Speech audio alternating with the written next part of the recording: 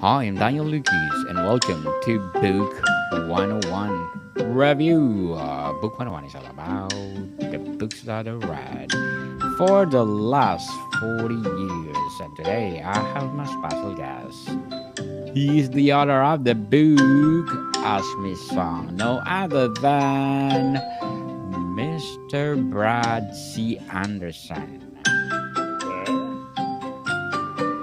Welcome to Book 101, Mr. Brad. And can you please introduce more about yourself? Sure thing. So there you go. I'm Brad, Brad Anderson, sci-fi author by night.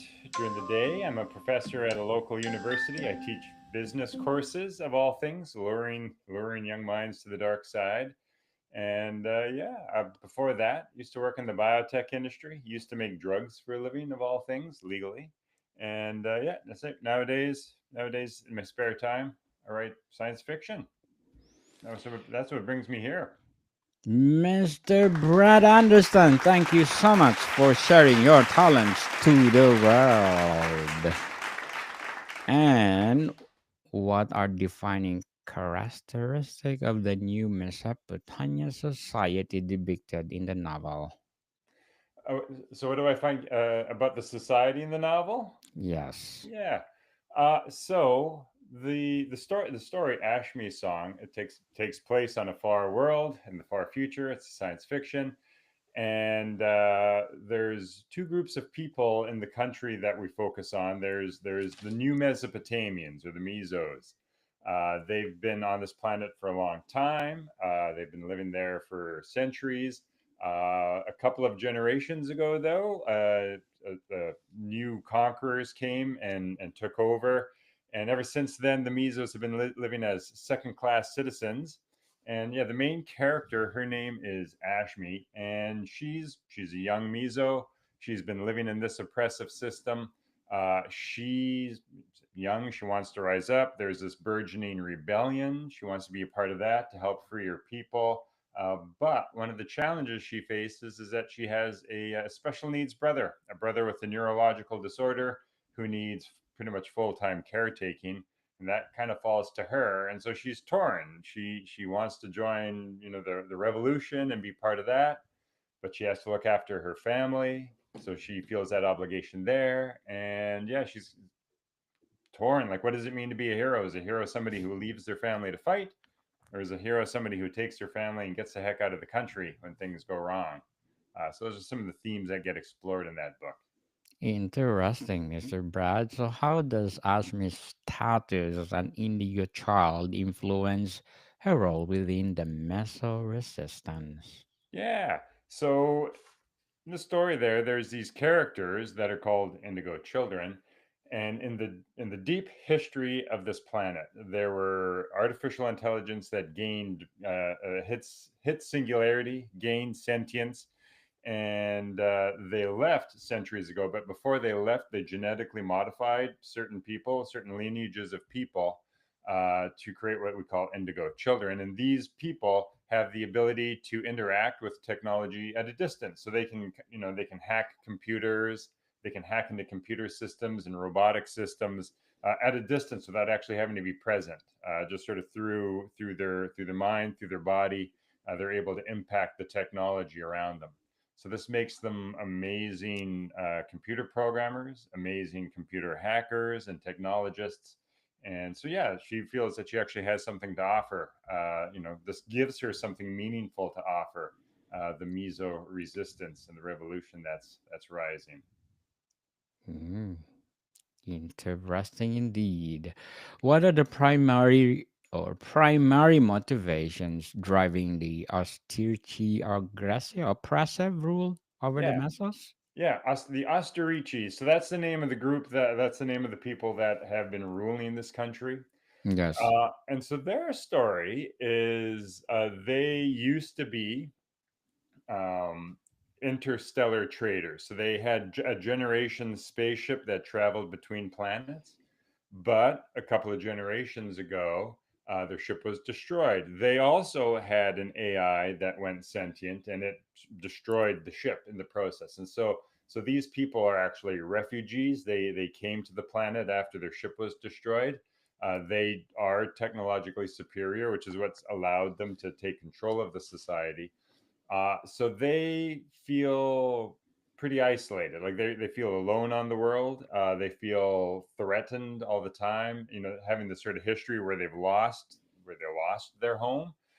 This is now their new home. So yeah, they're sort of driven by a lot of fear. As a society, they're driven by a lot of fear. Their fear of losing their home, their fear of being taken over, and they respond out of that fear to just sort of crush and push down resistance even harder, which creates, of course, this cycle of violence that society sometimes gets stuck in. So, Mr. Brad, how does Asmi's relationship with her twin brother, Shen, shape her decisions throughout the story? Yeah. So her brother Shen is the brother that has the neurological issue, and so he's able to function, like he is able to function, have conversations, walk around, but he does have mental challenges, and he's not able to function independently. He's not able to live on his own and function independently. Their parents, they lost their parents several years ago, and ever since then Ashmi has been responsible for looking after her brother. And yeah, that's so without her, her brother doesn't really have a lot of support. Like, she has an ancient old grandmother who might be able to help look after Shen. She has a cousin that might be able to look after her brother. But beyond her, there's not a lot. And so she tries to balance this, right? She tries to join the revolution, but she tries to take her brother, with her. But that there's challenges with that. It doesn't work out very well. So yeah, she struggles with that throughout, and that relationship is important to her. She loves her brother. Like, the brother is one of the only family that she has left. Um, but yeah, she also kind of wants to make her own way, and just that tension kind of pulls her throughout the story. That's what she has to wrestle with. So, what ethical dilemmas does Asmis face when balancing her responsibilities to her family and the resistance? Yeah. That's a great question. There's a handful, I would think, like a handful of ethical dilemmas that happen throughout that story, right? Yes. Um, it sort of comes back to the, sort of the original question, like what's you know, it explores what are the different responses to, when you're conquered, when you're being oppressed. What are the different responses, right? Like, in a way, I mean, you do need people to stand up and to fight for what's right. Like, you do need that. If nobody stands up to fight for what's right, then evil wins. So there is an argument to be made for these people who sacrifice, being with their family to stand up and fight. But I think you can also make the argument that you also have an ethical responsibility to your family as well, right? And if you have dependents, like, maybe you shouldn't fight. Maybe you should get them out of the country, or maybe you should take action to keep them safe, right? Yes. Um, and so I think a lot of the ethical dilemmas are, how do you respond to oppression? How do you balance sort of the need to fight against repression versus the needs of looking after your family? How do you balance that, or what is the balance? I don't you know I don't claim to have any answers for that, but that's a theme that's explored, that she wrestles with throughout the story. um, I think there's also, on the other side, there's a lot of ethical questions about societies, like, or cultures that are in charge, that do have power. Like, how should they, or what are ethical ways of interacting with the people that they have power over? There's a lot of, I think, ethical, questions about the way that the Osterici, those in power, the way that they've been acting. And I explore that. There are some characters who are from the Osterici. There's some characters in the story that start to recognize what they're doing is wrong, and start to sort of face those challenges of, how do we how do we, how can we set this right? Is it possible to set this right? So yeah, those are some of the big ethical questions, and I think I think there are a lot of them in the book. And I said, I don't claim to necessarily have any grand answers, and I don't think I try to give any grand answers, but I explore those issues and let readers, kind of explore those issues with me, and let readers think about what they think is the way to go. Definitely. So, how did you portray the theme of personal sacrifice in the context of societal rebellion? How do I portray that? Yeah, personal sacrifice and rebellion. Yeah, a lot of that. I guess what I've done in this story there is I really focus. I really focused it in on the character. That I think the story is very much a character-driven story. It's a very close third person, third person omniscient view. So we really see the world through Ashmi's eyes, and we see what she thinks, and we see what she experiences, and we see the love and the emotions that she has, and how her decisions sort of tear her apart in a way. And so yeah, by really zeroing in and making it a very personal story, a very close character driven story. There's you know some people who've read it have commented that like there's a lot going on politically, and like you this could be a large major epic type of story, because there's a lot of conflict, a lot of things going on politically, and it probably would suit itself for a nice big epic type of story. But instead of making it an epic, I really just zeroed it in on these characters, like just these normal people, just these characters, uh, and explore how they live this, how they face this situation, to really show that impact, that sacrifice, and that tension, and yeah, like how each choice takes something away from them. Each choice takes something away from them, and how they kind of wrestle with that. So yeah, to answer your question, how did I do that? I think instead of focusing on the big, I focused in on the individual, on the people, and made it a very personal, character-driven story. Very well said, Mr. Brad. Very well said. In what ways does the novel explore the concept of heroism through Asmi's character development? Yeah, that's a cool question. So at the start, so how does the story explore concepts of heroism through Ashmi's development?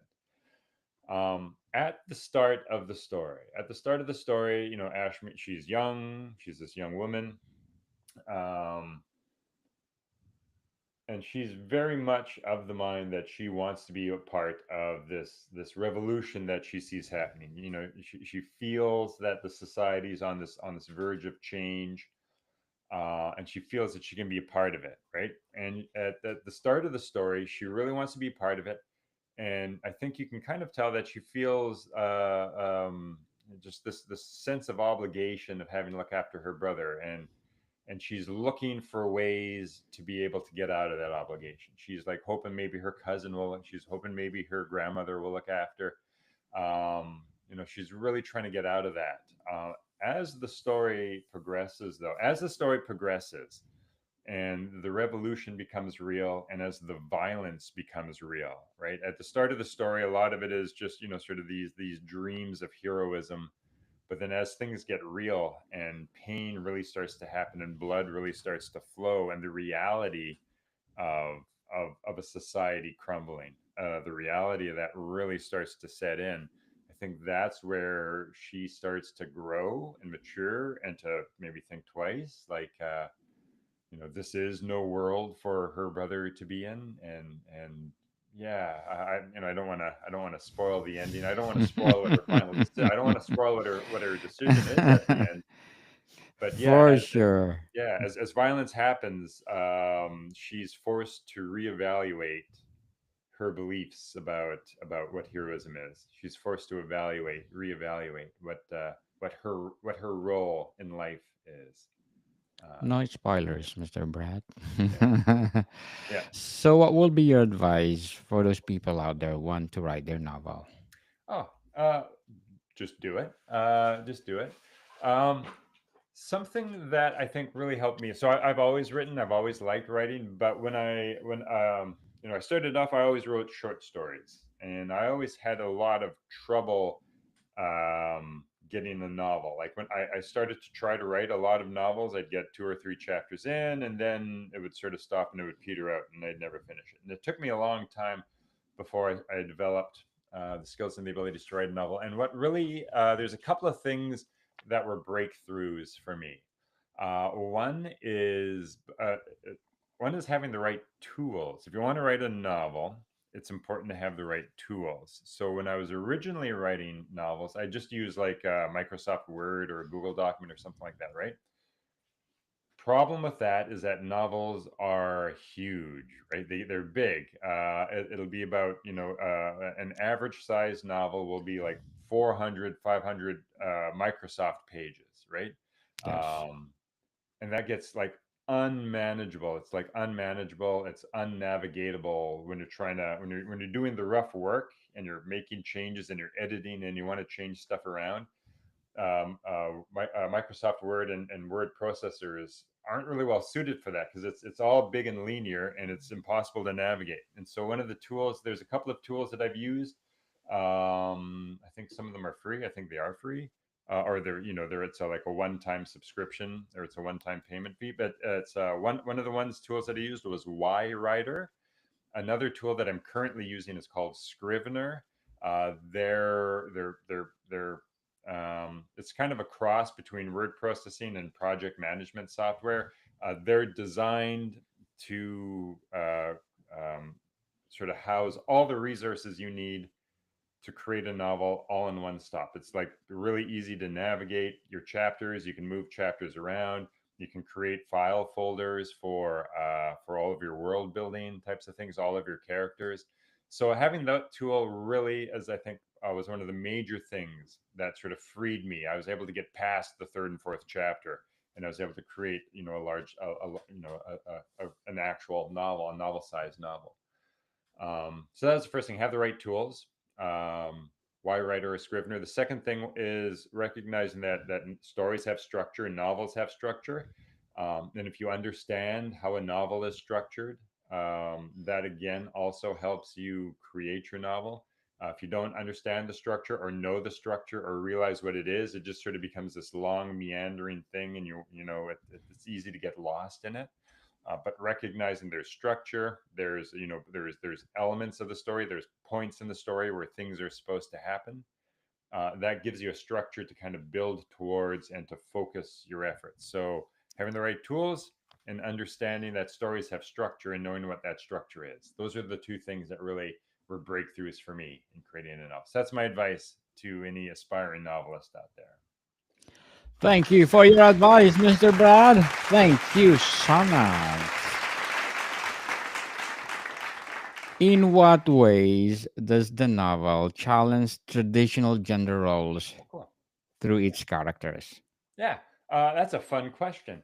So all right. So in a bunch of ways, they challenge, but then they also reinforce. So let me get into it. Okay, so um, one of the ways they challenge gender norms is that the main character is a young woman and she wants to join the resistance. I think typically the most typical action stories, most typical stories of somebody wanting to join the resistance or the revolution. It's usually a male character, um, but here it's the female character. That said, in society, it often falls on the female shoulder to be the caretaker. And again, she's kind of the caretaker of her brother. So in that way, it kind of reinforces some gender norms. But her cousin is the primary caretaker of their grandmother, and her cousin is a male. And so you have this male who is the primary caretaker of this old woman. Typically you don't think of men as caretakers, but here we have this big strong hulking man who is the caretaker for his grandmother. So again, that kind of sort of flips some gender norms on its head there. So yeah, I kind of, yeah, those different types of choices. I try to create opposites, things that That's kind of what you'd expect, and then things that you wouldn't expect. So create those opposites, and then opposites in characters as well. You have Ashmi, who's a young woman. Ashmi is a young woman. She wants to join the resistance, but she also has to look after her brother. You have her brother. You have her cousin, whose name is Ganzer. He doesn't want to join the resistance. He wants to look after his family, and he's looking after his grandmother, right? Which is sort of not the gender norm that you see.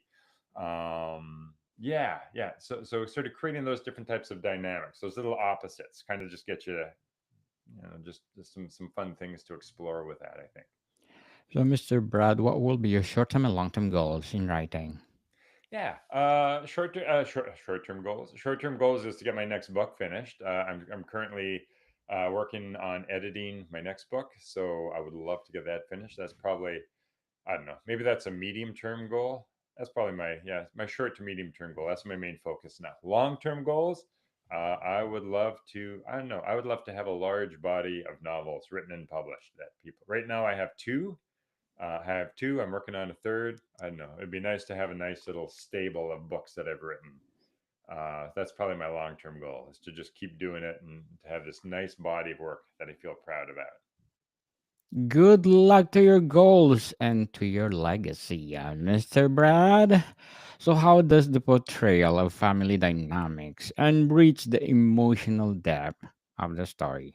Yeah, I think the family dynamics are key, are the cornerstone of the emotional depth in this story.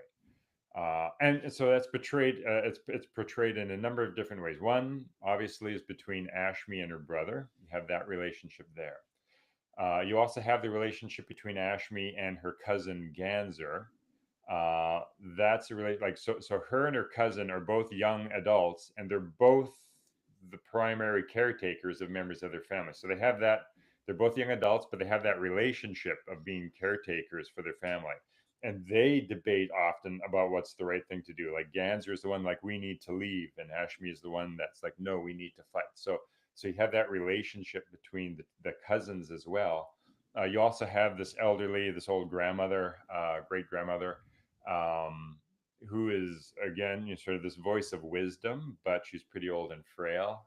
And just sort of another dependent that's in this household that they need to look after. So you have all those dynamics on one side, and then one of the other characters on the other side, the side of the Osterici. One of the main characters, his name is Mason, and he has a wife and he has a family, and he has a child. They have a new child. Their child is sick and is seeking medical attention, and so he's sort of in this situation where he also has this family dynamics. He also wants to look after his family. He recognizes that his society has done great wrong things. He recognizes that his society is at this point of conflict and is starting to crumble.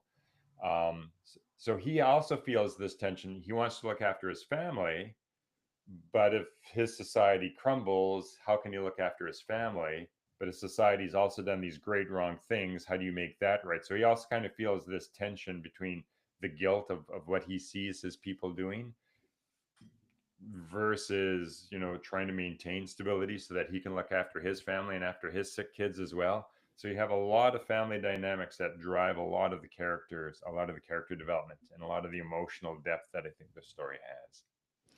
So, Mr. Brad, to wrap up our discussion for today, what messages does the novel convey Yeah. about balance between individual desires and collective? That's a fantastic question. One of the things, so I think one of the things the novel portrays is that there's no easy answers, and there's no one right answer. Like I don't think there's one right answer. Like I think you do need people to stand up and fight, but you also need people to look after their family, and both of those things are worthy of being honored. And everyone kind of needs to make that decision. Like you need to look at what situation your life is in at that moment and make that decision at that time. Um, I think there's also, uh, we trap our like we humans trap ourselves in these cycles of violence, violence and retribution, and then retribution, further retribution. Each side just tries to get revenge on each other, and you get yourselves trapped in these cycles of hate and these cycles of violence. And like, how do we break out of that? And honestly, like, the only way you break out of that is somebody needs to be willing to step outside of that cycle and say, um, yeah, I'm not gonna get revenge on you. Like, we're gonna break the cycle. I'm not gonna carry on the cycle there. You need somebody to step out of that cycle and just like, I'm not gonna be part of this. I'm not gonna cast violence on you, even though you wronged me.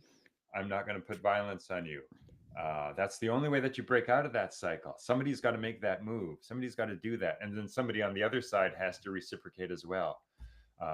If nobody's willing to do that on each side, then those cycles just keep spiraling and spiraling and spiraling, like they have done and like they are doing still today. So Mr. Brad Anderson, thank you so much for sharing your talents to the world. And we are hey, looking forward for more empowering novels to come. So can you please invite our listeners to support all your books? that'd be great. Yep. Um, Shouting by Ashme Song. I have another book, Duotero. You can go to my website, bradanderson2000.com. You'll find the links to all of my books there. Love to have your support. Yes, people, let's support Mr. Brad Anderson because if you support him, as I said, more empowering novels to come. So, Mr. Brad, thank you for your time. Thank you. Really appreciate it. More to come, people. See you soon.